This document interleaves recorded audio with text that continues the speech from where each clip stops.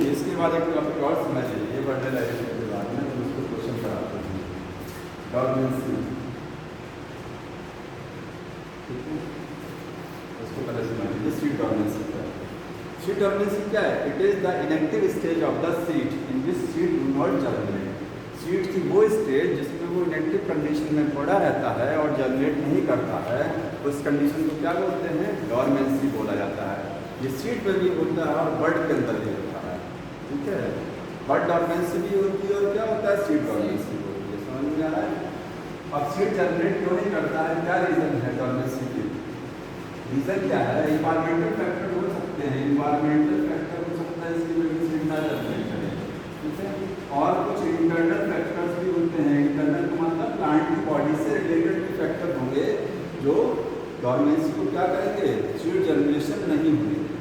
अगर हम कहें कि डॉर्मेंसी ब्रेक हो रहा है, इसका मतलब क्या है? सीड जर्मिनेशन स्टार्ट हो रहा है ना, और डॉर्मेंसी प्रमोट हो रही है मतलब सीड जर्मिनेशन नहीं हो रहा है। ये चीज़ तो है ना, डॉर्मेंसी का तोड़ना, इसका मतलब सीड को जर्मिनेट करा देना। इन्वायरमेंटल फैक्टर में कौन कौन से जिसकी वजह से सीड डॉर्मेंट स्टेज में पड़ा रहता है? तो पहला फैक्टर कौन सा है? तो टेम्परेचर है। अगर टेम्परेचर बहुत हाई और बहुत लो हुआ तो सीड जर्मिनेट नहीं करेगा। ठीक है, दूसरा लाइट भी नेसेसरी है सीड जर्मिनेशन के लिए। Light also necessary for seed germination. समझ में आ रहा है? लाइट जरूरी है, एयर ऑक्सीजन जरूरी है सीड जर्मिनेशन के लिए। ठीक है, water is necessary for seed germination. तो अगर ये फैक्टर इनफैक्टरी कंसंट्रेशन क्या हो गया? डिस्टर्ब हो गया तो सीड जर्मिनेशन नहीं होगा, में डॉर्मेंसी प्रमोट हो जाएगा। और इंटरनल फैक्टर्स में क्या होते हैं? प्लांट की बॉडी में हार्मोन्स का लेवल अगर क्या हो गया है, ज़्यादा हो गया, जैसे ऑक्सीजन ज़्यादा हो जाएगा तो क्या होगा? या एब्सिसिक एसिड, एब्सिसिक एसिड क्या करता है? प्रमोट कराता है डिलीट एसेंसेंस। एब्सिसिक एसिड सॉरी ऑक्सीजन क्या कराता है? ऑक्सीजन प्रमोट कराता है, डिलीट द एसेंसेंस को डिलीट करता है। तो हार्मोन्स को क्या करेंगे? डॉर्मेंसी को डिस्टर्ब करेंगे, इंटरनल फैक्टर है। और एक चीज़ होती है, अगर प्लांट में सीड कोट, सीड का जो कवर है, सीड कोट हार्ड हो जाएगा तो क्या हो गया? हार्ड, तो सीड जर्मिनेट नहीं। सीड कोट अगर हार्ड हो जाए, क्योंकि सीड कोट भी ब्रेक करता है तो सीड जर्मिनेट करता है। अब इसमें एनसीईआरटी में लिखा गया है कि सीड जर्मिनेशन अगर आर्टिफिशियली कराना है तो कैसे कराएंगे? आर्टिफिशियली सीड जर्मिनेशन कराना मतलब सीड डॉर्मेंट स्टेज में है, वो जर्मिनेट नहीं हो रहा, तो क्या करेंगे कि वो जर्मिनेट हो जाए। तो पहला उसमें लिखा गया होगा स्कैरिफिकेशन ऑफ सीड, स्कैरिफिकेशन ऑफ सीड मतलब सीड पर कोई क्या करेंगे? स्कैरी का मतलब नाइफ से या ब्लेड से उसको कट लगाएंगे। उसमें उसके सीड कवर में क्या करेंगे? कट लगाएंगे। तो जब कट लग जाएगा तो वाटर को एब्जॉर्ब करेगा वो, और एनवायरमेंट से ऑक्सीजन लेगा, लाइट टेम्परेचर भी ले रहा है तो जर्मिनेट कर जाएगा। समझ में? थोड़ा सा हल्का सा कट लगाएंगे। दूसरा क्या करेंगे? सैंड से उसको रब भी कर सकते हैं। बालू से क्या करेंगे? रब करेंगे। तो जब सैंड से आप उसको रब करेंगे, पोंछेंगे, तो सीड का जो कवर टेस्टा होता है उसमें क्या स्क्रैच बनेगा, जिसकी वजह से वाटर एब्जॉर्ब होना स्टार्ट हो जाएगा। ये है कि जिसकी वजह से हम क्या कर सकते हैं? सीड को जर्मिनेट करा सकते हैं। और इसमें देखिए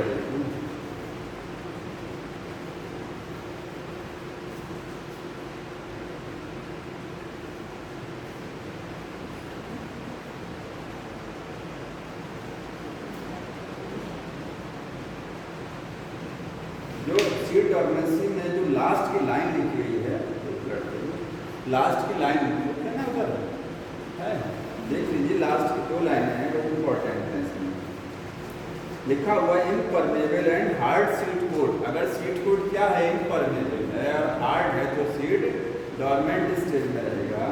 प्रेजेंस ऑफ केमिकल इनहिबिटर्स, अगर कुछ इनहिबिटर्स हैं मतलब जो प्लांट ग्रोथ हार्मोन पड़े हैं ना उसमें इनहिबिटर वाला है, जैसे एब्सिसिक एसिड है, फिनोलिक एसिड है, पैरास्कॉर्बिक एसिड है, इसमें इनहिबिटर्स हैं। जो डोर्मेंसी को प्रमोट कराएंगे और सीड जर्मिनेशन रोकेंगे। इमेच्योर एम्ब्रियो, अगर एम्ब्रियो भी इमेच्योर है, इमेच्योर समझ रहे हैं, सीड के अंदर एम्ब्रियो अगर मान लीजिए है वो मेच्योर नहीं है, मेच्योर नहीं है तो सीड वाटर को भी एब्जॉर्ब कर लेगा, सब कुछ कर लेगा, फिर भी वो जर्मिनेट नहीं करेगा क्योंकि जो अंदर एम्ब्रियो बंद है वो मेच्योर नहीं है, तो जर्मिनेट का कैसे रहेगा मेच्योर कंडीशन में।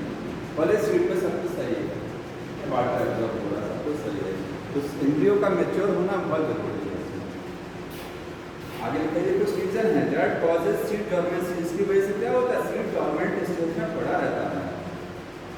अब सीड डोर्मेंसी कैसे ब्रेक कराएंगे, लिखा हुआ है सीड कोड, जैसे देखिए seed coat can be broken by mechanical abrasions using knife, knife की हेल्प से इसको ब्रेक कराएंगे, ठीक है। सैंड पेपर, चाहे सैंड से ब्रेक कराइए, चाहे सैंड पेपर जो रेक माल होता है उससे ब्रेक कराइए उसको, ठीक है। It is vibrates shaking, word use किया गया है वाइब्रेस शेकिंग, समझ रहे हैं, बहुत तेजी से उसको शेक करा करते हैं। एक मशीन होती है उसको बोलते हैं शेकर मशीन, ठीक है। उसमें जैसे किसी चीज़ को शेक कराना है तो उसको फ्लास्क में उसको रख देते हैं, ढेर सारा सॉकेट बना होता है, फ्लास्क में वो चीज़ रख करके उसमें रख दीजिए और ऑन कर दिए तो बहुत तेजी से क्या करने लग जाते हैं, शेक करने लग जाते हैं। जब शेकिंग कराएंगे तो उससे भी क्या होगा, सीड जर्मिनेशन होगा। देखिए शेकिंग से कैसे सीड जर्मिनेशन होगा, क्योंकि जब शेकिंग कराएंगे तो ऑक्सीजन का अमाउंट बढ़ेगा, ये चीज़ जान रहे हैं।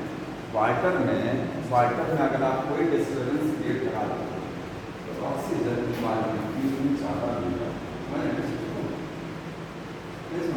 वाटर एकदम साइलेंट है, ऑक्सीजन उसमें जितनी है वो उसकी वो इन्वायरमेंट का प्रेजेंट कमी होती है, लेकिन वाटर में डिस्टर्बेंस क्रिएट करा दीजिए तो इन्वायरमेंट की ऑक्सीजन मिल जाती है। जितना ज़्यादा शेकिंग कराएंगे उतना ही ज़्यादा इन्वायरमेंट की ऑक्सीजन कहाँ मिलेगी, सीड में जाती है।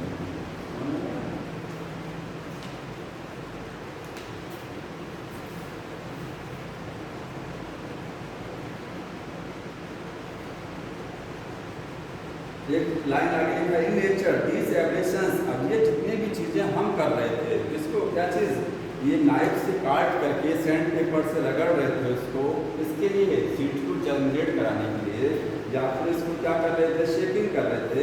नेचर में यही सारी चीज़ें कौन करता है, माइक्रोब्स का, ये सारे काम माइक्रोब्स करते हैं, समझ में आ रहा है। माइक्रोब करेंगे, एनिमल्स करेंगे, बर्ड्स करेंगे, यही सारा काम करती हैं। जैसे देखिए माइक्रोब क्या काम करते हैं, माइक्रोब जो सॉइल में है वो सीड के कवर पर, सुनते रहिए, सीड के कवर को क्या कर देते हैं, थोड़ा सा डिग्रेड करेंगे उसको, सीड कवर को डिग्रेड करेंगे और उसको सॉफ्ट कर देंगे, समझ में आ रहा है, एंजाइम की हेल्प से। हम लोग जब सीड कोई फ्रूट खाते हैं तो जब उसका सीड हमारी एलिमेंट्री कैनाल से पास होता है, या कोई जानवर जब किसी फ्रूट को खाता है तो उसके जो सीड होते हैं फ्रूट के, फ्रूट खाएगा, फ्रूट बॉडी में चला गया, डाइजेस्ट हो गया, और जो सीड है वो सीड अनडाइजेस्टेड फॉर्म में पास आउट हो जाएंगे।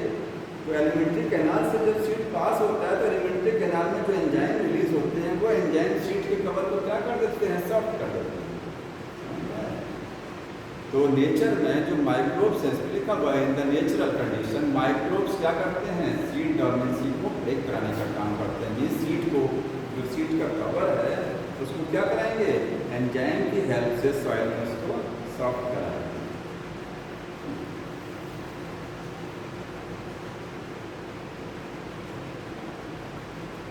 और जो एनिमल्स हैं वो अपने डाइजेस्टिव ट्रैक्ट से क्या करेंगे, सीड कवर ब्रेक कराएंगे।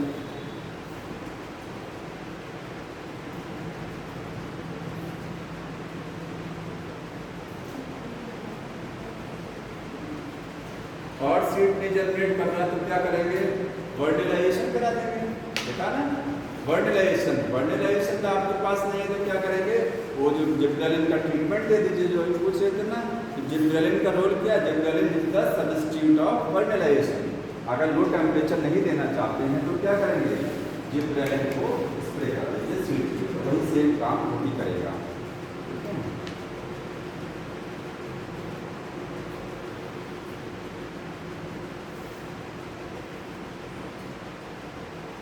तो इसमें ये लिखा है कि जिब्रेलिन अप्लाई कर सकते हैं, वर्नलाइजेशन दे सकते हैं या इन्वायरमेंट की कंडीशन को चेंज कर सकते हैं। लास्ट की जो 2 लाइन लिखी गई है वो यही बता रहा है, इन्वायरमेंट में टेम्परेचर, लाइट, ऑक्सीजन है।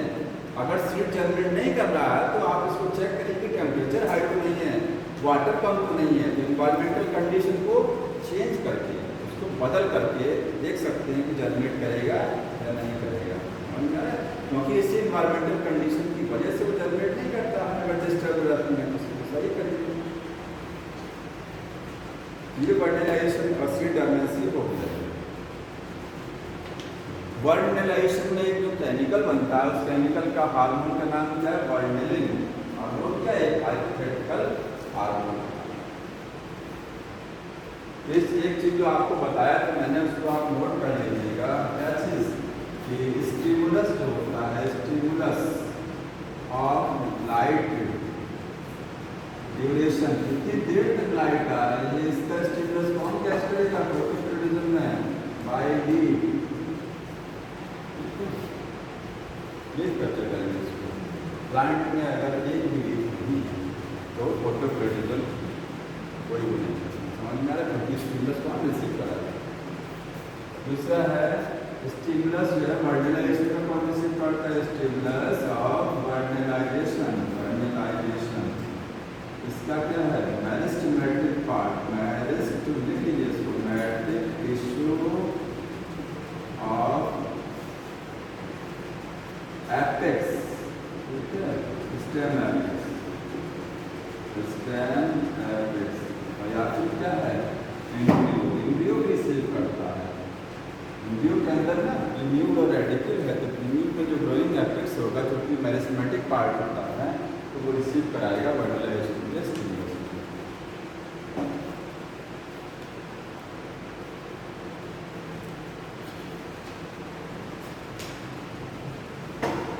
फाइटोक्रोम जो देखिए, फाइटोक्रोम जो आपका ये है, इसका कलर लिख लीजिएगा। ये ब्लू और ग्रीन कलर का होता है, ब्लू एंड ग्रीन कलर।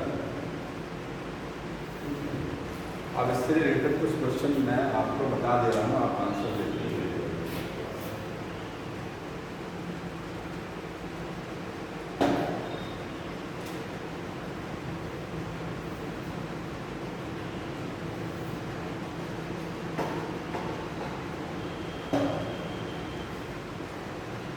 एक क्वेश्चन लिखा हुआ है, which of the following factor influence the process of flowering.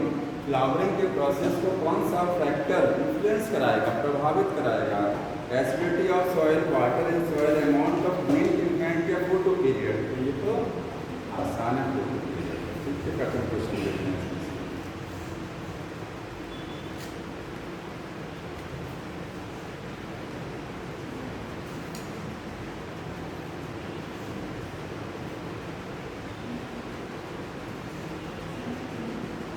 एक क्वेश्चन और देखिए, red absorbing form of phytochrome, जो पीआर होता है फाइटोक्रोम, उसमें जो कौन सी फॉर्म फाइटोक्रोम की रेड लाइट को एब्सॉर्ब कराती है? रेड लाइट को फाइटोक्रोम की कौन सी फॉर्म में एब्सॉर्ब कराता है? रेड लाइट फाइटोक्रोम कौन सी फॉर्म? इसकी दो फॉर्म होती है ना, पीआर और पीएफआर। इसमें से कौन सी फॉर्म रेड लाइट एब्सॉर्ब कराती है? पीआर कराती है ना, वही तो रेड लाइट ऑब्जर्व होगा तो पीएफआर में कन्वर्ट होगा। और किस वेवलेंथ को ऑब्जर्व कराता है, तब वो जाकर के फॉरवर्ड में कन्वर्ट होता है 680 नैनोमीटर। ये क्वेश्चन है, 680 नैनोमीटर को ऑब्जर्व करेगा तब जाकर के पीएफआर में बदलेगा।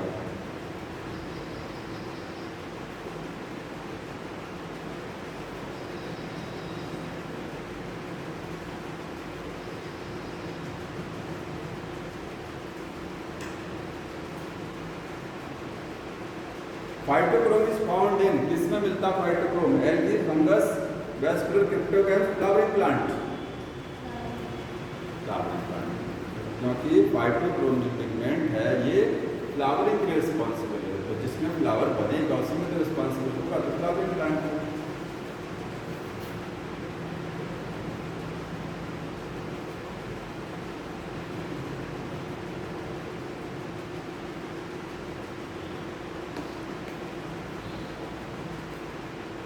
वेजिटेटिव फेज से रिप्रोडक्टिव फेज अगर चेंज हो रही है, vegetative phase converted into the reproductive phase.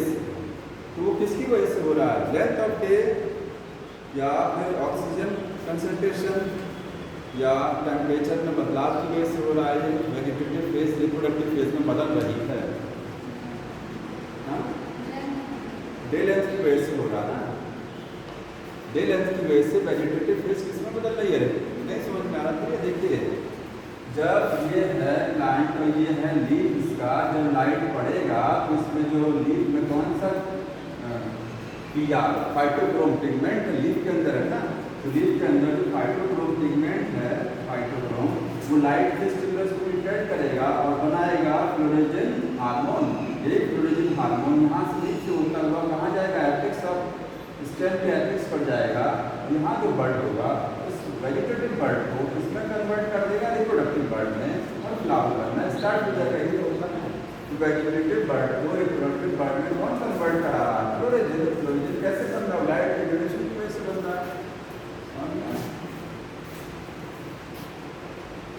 अगर शॉर्ट डे प्लांट का लाइट डार्क पीरियड हम इंटरप्ट कर देंगे तो क्या होगा?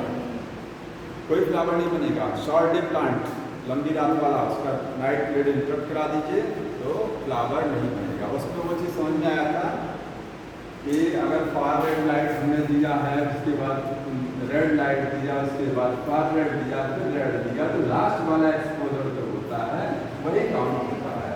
सबसे लास्ट में क्या दिया गया है? आपको पता है सबसे लास्ट में रेड दे रहे हैं, तो इसके बाद आप ये वाला देखिए, पी आर से क्या बनता है? पी एफ आर बनता है। दिन के समय ये कन्वर्ट होता है, रात के समय ये कन्वर्ट ये डे में है और ये कब है? नाइट में है। अब चूंकि जो शॉर्ट डे प्लांट होते हैं एसडीपी, उनके लिए नाइट क्या होती है? बड़ी होनी चाहिए, रात बड़ी होनी चाहिए ना एसडीपी के लिए। तो रात बड़ी होगी, इसका मतलब जितनी रात बड़ी होगी उतना ही ज़्यादा पीआर बनेगा ना। रात में तो कन्वर्जन हो रहा है तो उतना ही ज़्यादा, अगर पीआर की कंसेंट्रेशन ज़्यादा है इसका मतलब रात बड़ी थी तभी तो ये ज़्यादा बना। तो एसडीपी के लिए पीआर क्या होना चाहिए? ज़्यादा होना चाहिए। इसी से आप यहाँ देख लीजिएगा कि जो लास्ट में कौन सा लाइट आ रहा है? रेड लाइट आ रहा है। तो रेड लाइट में तो पीएफआर बनेगा ना। अगर रेड लाइट फ्लो हो जा रही है, रात में जो फ्लैश चलाते बोलते हैं कि रेड लाइट फ्लो हो रही है, तो लास्ट में अगर रेड है तो आप बोलेंगे रेड में तो ये इससे ये बनता है पीएफआर ज़्यादा हो जाएगा, तो वो लॉन्ग डे में कन्वर्ट कराएगा प्लान ना कि शॉर्ट डे में।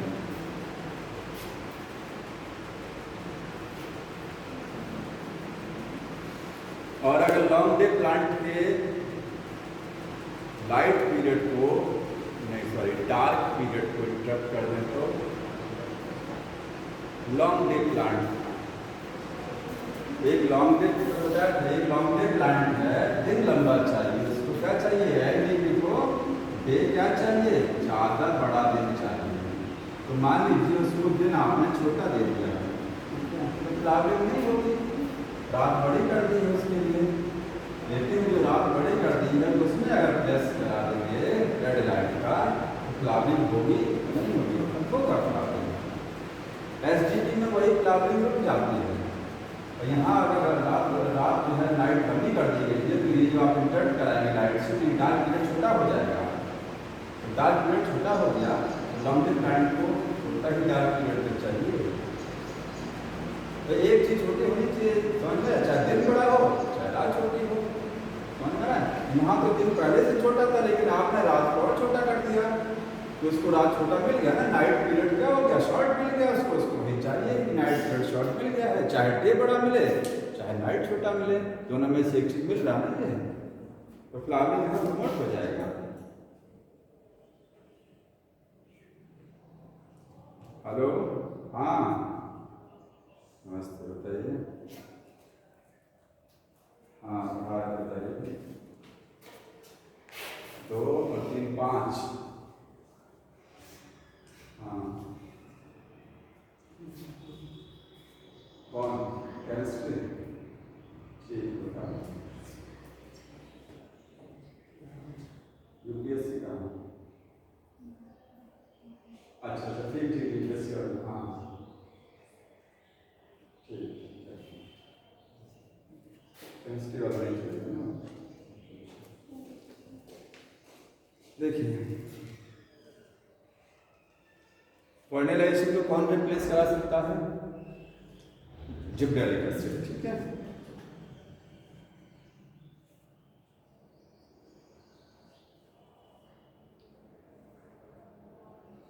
मैक्सिमम ग्रोथ कहाँ होती है? Blue light, red light, green light, ultraviolet. Maximum growth red light में सबसे ज्यादा ग्रोथ। फाइटोक्रोम जो PFR था ये, ठीक है, ये एक्टिव किस में रहता है? ब्लू लाइट में, ग्रीन लाइट में, रेड लाइट में। किस लाइट में ये फाइटोक्रोम एक्टिव रहेगा? रेड में, क्योंकि उसने फाइटोक्रोम में ये नहीं पूछा कि PFR और PR, उसने फाइटोक्रोम बोला, क्योंकि फाइटोक्रोम में या तो रेड लाइट या फार रेड तो ही होता है ना, रेड लाइट दिया है, बाकी दिया है ब्लू ग्रीन, तो रेड लाइट से दिया इसमें। फोटोप्रोटिक स्टिमुलस रिसीव्ड बाय लीफ। एक क्वेश्चन और देखिए, for short day plant the critical period is, short day plant के लिए क्रिटिकल पीरियड क्या होता है? डार्क होता है कि लाइट होता है? Critical period for short day plant, critical critical का मतलब जिस पीरियड को डिस्टर्ब कर दीजिए तो फ्लावरिंग स्टॉप हो जाएगी। क्रिटिकल वही तक है उसके लिए, क्योंकि क्रिटिकल का नाम जानिए, क्रिटिकल का मतलब क्या है? प्रॉब्लमेटिक पीरियड है उसका।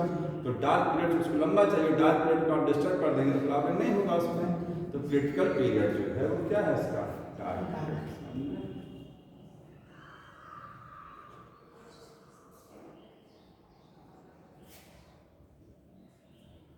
वर्नेलाइजेशन का दूसरा नाम होता है स्प्रिंजाइजेशन, बसंतीकरण, जिसको हिंदी में बोलते हैं।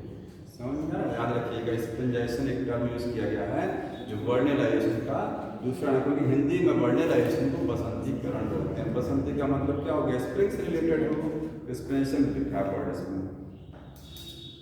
अगर किसी भी कॉलेप्टाइल ग्रो कर रहा है उसको काट दीजिए। मान लीजिए कॉलेप्टाइल जान रहे हैं, जो एफ बेंट ने और चार्ल्स डार्विन ने एक्सपेरिमेंट में कॉलेप्टाइल लिया हुआ था, तो अगर किसी कॉलेप्टाइल को आप कट कर दीजिए, तो लिखा है इसमें कॉलेप्टाइल टिप, उसी कॉलेप्टाइल टिप को काट दीजिए तो फोटोपीरियोडिज्म स्टॉप हो जाएगा या फोटोपीरियोडिज्म इंक्रीज कर जाएगा या rate of photoperiodism remain unchanged, कोई फर्क नहीं पड़ेगा फोटोपीरियोडिज्म पर। टिप हटा दिया। बहुत अच्छा क्वेश्चन है। नहीं, ऑब्जेक्ट से नहीं है, इसमें 4 बोल रहा है कि देखिए फोटोपीरियोडिज्म बढ़ जाएगी, फिनोमिना जो फोटोपीरियोडिज्म है वो फोटोपीरियोडिज्म घट जाएगा, फोटोपीरियोडिज्म पर कोई फर्क नहीं पड़ेगा, या नन का मतलब इसमें से कोई नहीं। वैसे तो देखा जाए ऑक्सीजन से रिलेटेड है ना, कि टिप काट दीजिए तो वो ऑक्सीजन से रिलेटेड आपको समझ में आ रहा होगा, लेकिन यहाँ पर फोटोपीरियोडिज्म स्टॉप हो जाएगी तुरंत, ठीक है। उसका कोई मतलब जो ऑप्शन दिया गया है कि फोटोपीरियोडिज्म स्टॉप, वही आंसर सही होगा। देखिए कैसे, अगर किसी के टिप को काट दीजिए, मान लीजिए प्लांट की लीफ पे आपने कॉलेप्टाइल हटा दिया यहाँ से, ठीक है, तो हटाया तो जो इस पर जो आगे मतलब स्टिमुलस जो रिसीव होता है सनलाइट का, स्टिमुलस कौन रिसीव करता है? फाइटोक्रोम रिसीव कराएगा ना, उससे क्या बनेगा? फ्लोरेजन बनेगा, और फ्लोरेजन इक्विलिब्रियम एफेक्ट्स पर जाता है, वही इसको क्या कर देता है? रिप्रोडक्टिव पार्ट में बदल देता है, तभी क्या होता है? फ्लावरिंग होती है। और आपने यह हटा दिया तो फ्लावरिंग कैसे होगा? तो फोटोपीरियोडिज्म डिस्टर्ब हो रही है, नहीं हो रही है? टिप से तो फोटोपीरियोडिज्म रिलेटेड है, नहीं है? जो ग्रोइंग एफेक्ट्स है उसको हटा देंगे तो फोटोपीरियोडिज्म डिस्टर्ब हो जाएगा, क्योंकि उसी से क्या बनना है? रिप्रोडक्टिव बर्ड बनना है।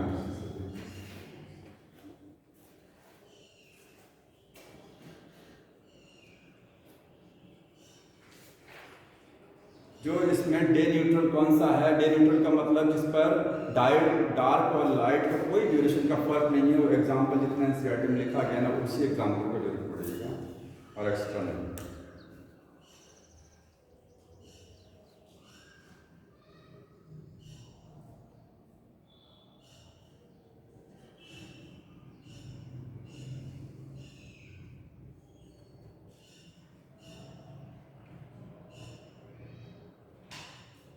एक बहुत अच्छा क्वेश्चन देखिए, phytochrome is closely related to किससे रिलेटेड है? क्लोरोफिल एक ई से रिलेटेड है, बैक्टीरियो क्लोरोफिल से रिलेटेड है, फाइकोसाइनिन से रिलेटेड है, और या कैरोटीनॉइड से रिलेटेड है। किससे इसका संबंध है? फाइटोक्रोम का। क्लोरोफिल ई से या बैक्टीरियो क्लोरोफिल से या फाइकोसाइनिन या कैरोटीनॉइड। कैरोटीनॉइड कलर, लेकिन कैरोटीनॉइड का जो कलर होता है येलो ऑरेंज होता है ना, ये होता ना। और अभी आपको बताया कि इसका कलर ब्लू ग्रीन रहेगा, तो लिख लीजिए कहीं इसका कलर ब्लू ग्रीन रहता है। ब्लू ग्रीन किसका? फाइकोसाइनिन का कलर होता है। फाइकोसाइनिन ब्लू ग्रीन पिगमेंट है, तो फाइटोक्रोम भी ब्लू ग्रीन होता है, उसी से रिलेटेड है।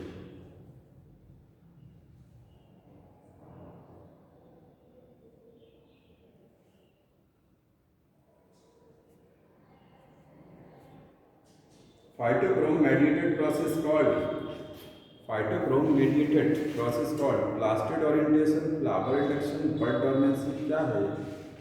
Phytochrome mediated process, NEDIATED mediated process, phytochrome से रिलेटेड प्रोसेस। मेडिटेड का मतलब क्या हुआ? यहाँ रिलेटेड, उससे रिलेटेड कौन सा प्रोसेस है?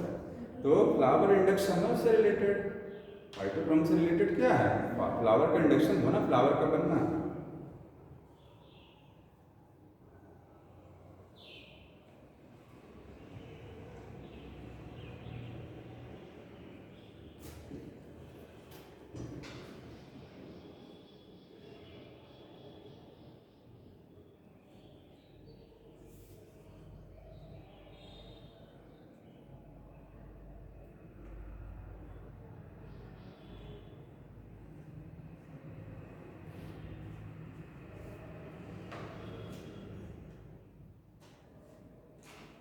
एक कहीं लिख लीजिएगा कि फाइटोक्रोम हार्मोन होता है, नोट कर लीजिएगा। फाइटोक्रोम हार्मोन ये सीड जर्मिनेशन के मतलब फ्लावरिंग के साथ साथ सीड जर्मिनेशन में भी रिस्पॉन्सिबल होता है।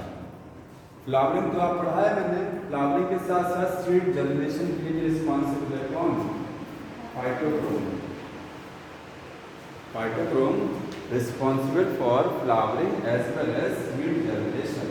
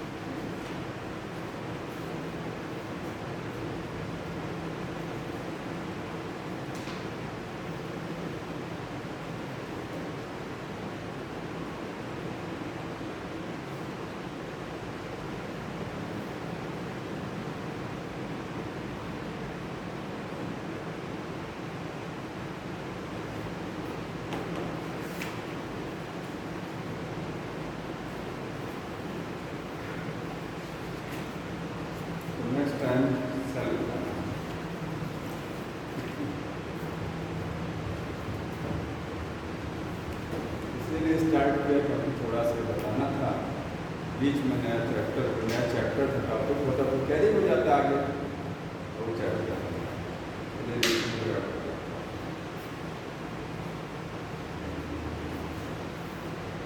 वैसे सेल बहुत कठिन नहीं है, सेल इसमें थोड़ा सेल डिवीजन थोड़ा सा ज़्यादा कहीं कहीं समझने वाला, छोटा चैप्टर तो है लेकिन कहीं कहीं वो समझने वाला क्वेश्चन सेल में ऐसा कोई ज़्यादा नहीं,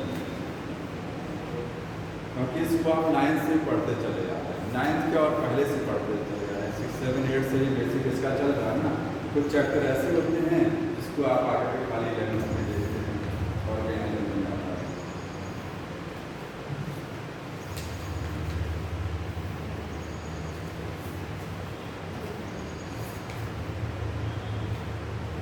और कुछ पूछना हो तो बताइए, अदरवाइज इसको बंद करके और वहाँ जो है टेबल वाले